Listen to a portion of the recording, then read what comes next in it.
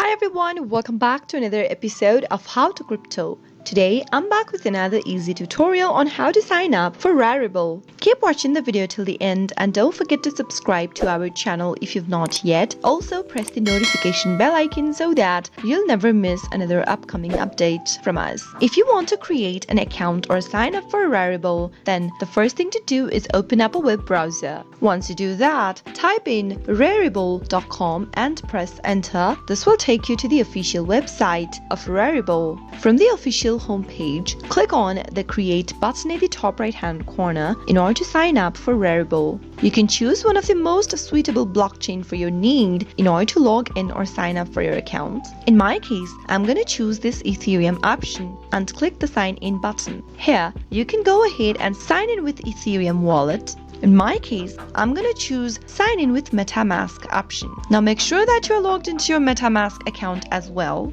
If you're not, go ahead and enter your password in order to do so. Once you end up in this page over here, click the next button after selecting your account and now click on connect in order to connect Rarible with MetaMask. Click on both of these boxes to ensure that you're at least 13 years or older and to accept the Rarible's terms of service. Finally, click on the proceed button. And that is how you can easily sign up for Rarible. You can now choose single or multiple from the display if you want to sell one collectible multiple times or a single time. Now simply go ahead and create a single item on Ethereum, choose one of the files and upload a file, whether it is a PNG file, MP4 or MP3. You can put the item on a marketplace, fill in all of the rest of the information. Once you are done, click on create item at the bottom. Now simply follow the steps and that way you can easily create a single item on Rarible. I hope you learned how to sign up for Rarible with these few simple steps.